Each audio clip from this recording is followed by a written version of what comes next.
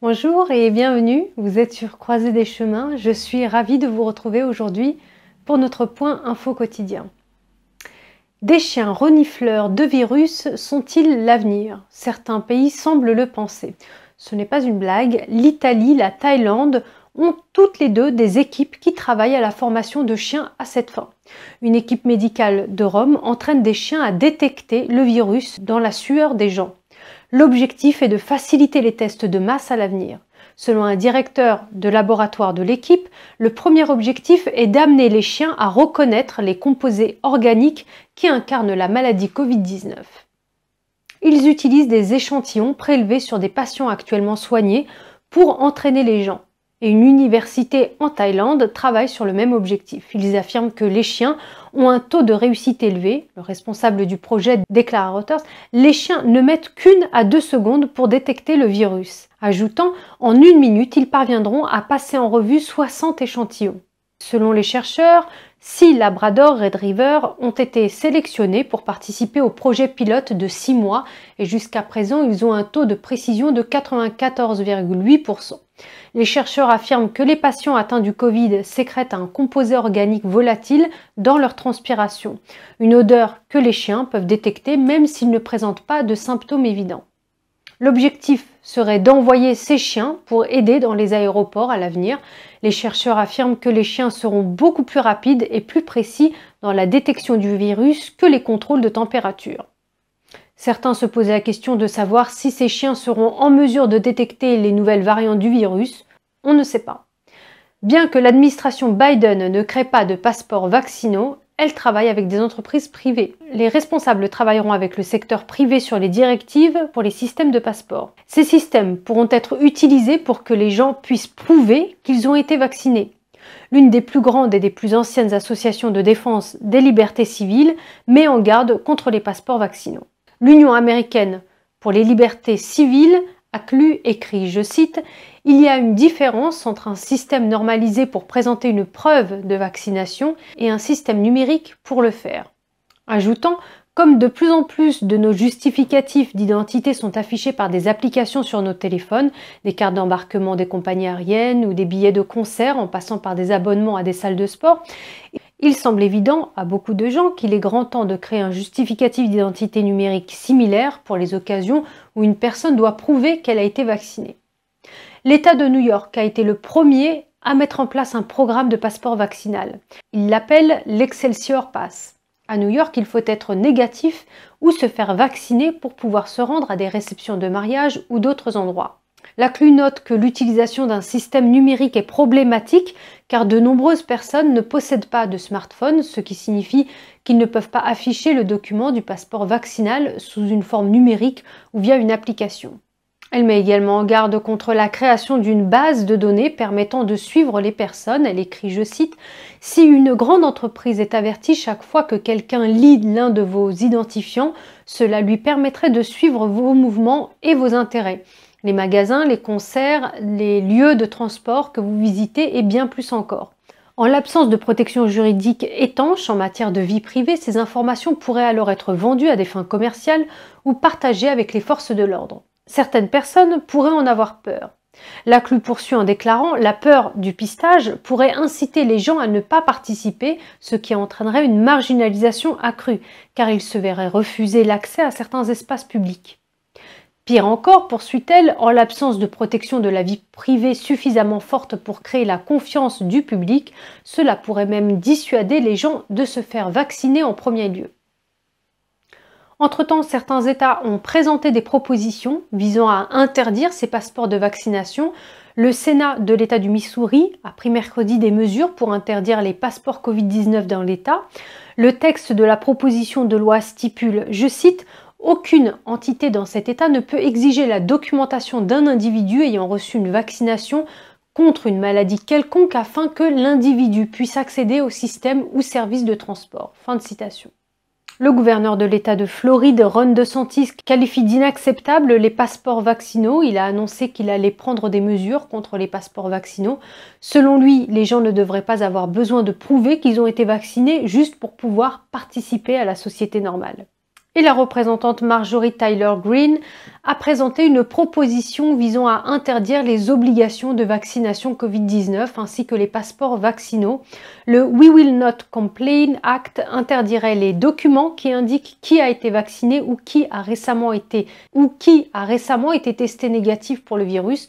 Selon une déclaration de son bureau, la proposition empêcherait toute entreprise engagée dans le commerce inter-État de discriminer une personne en fonction de son statut vaccinal Covid-19. Couperait le financement fédéral d'une obligation de vaccination. Elle interdirait également au gouvernement d'exiger un vaccin contre le virus pour obtenir un passeport américain et empêcherait les compagnies aériennes de refuser à une personne de prendre l'avion en raison de son statut vaccinal contre le Covid-19.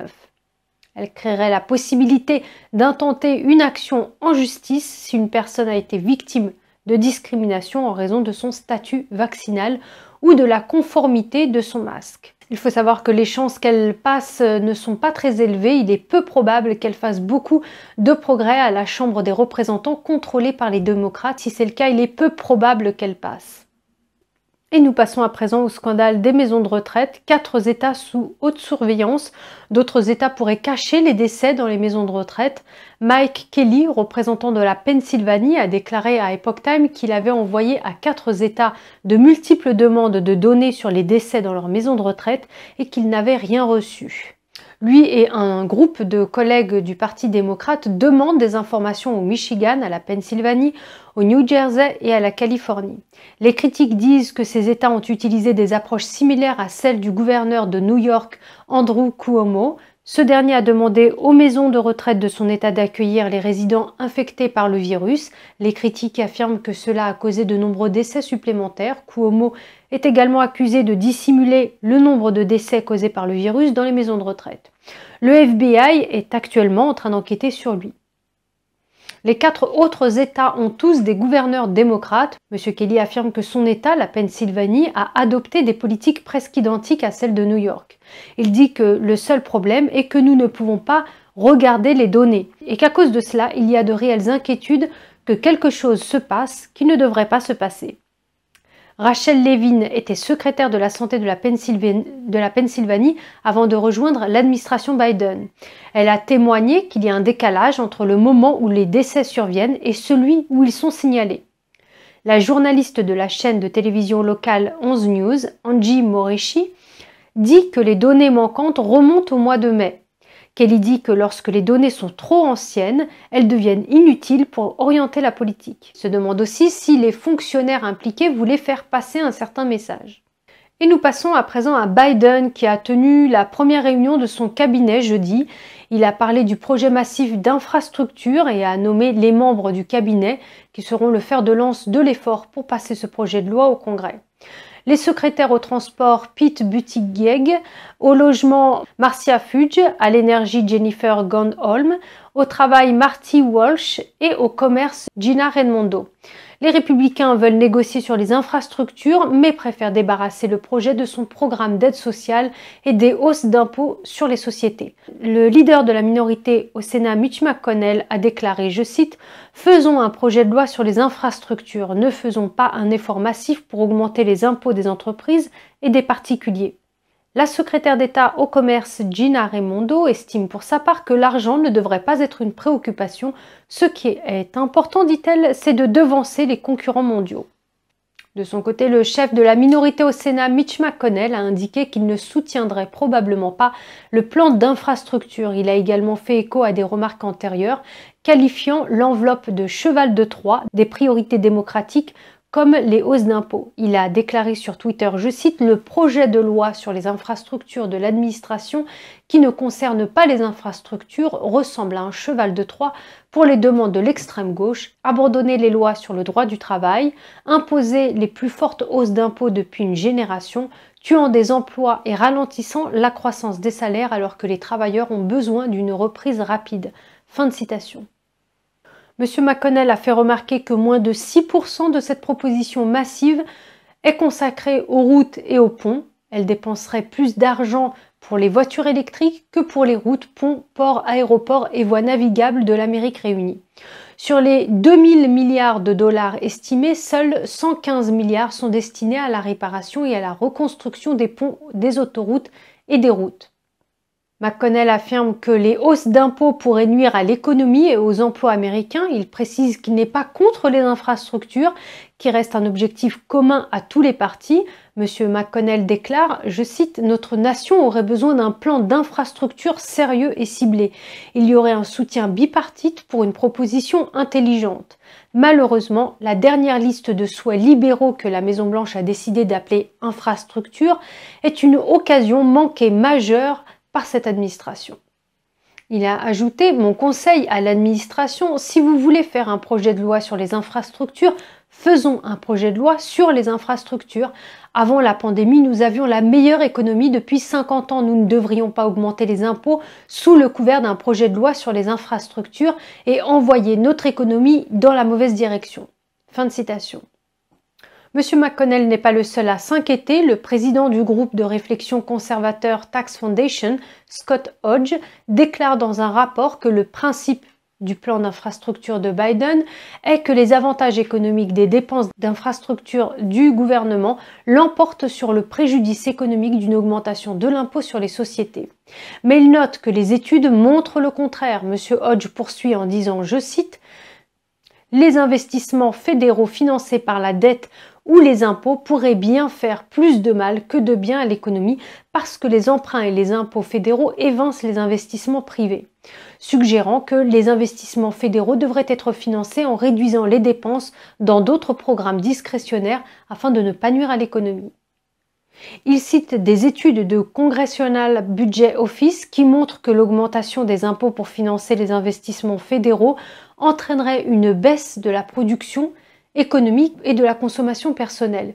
Elle recommande de développer l'investissement privé plutôt que l'investissement fédéral. En effet, l'étude note qu'un investissement fédéral de 100 millions de dollars augmenterait le PIB de 5 millions de dollars alors que le même investissement privé augmenterait le PIB de 10 millions de dollars.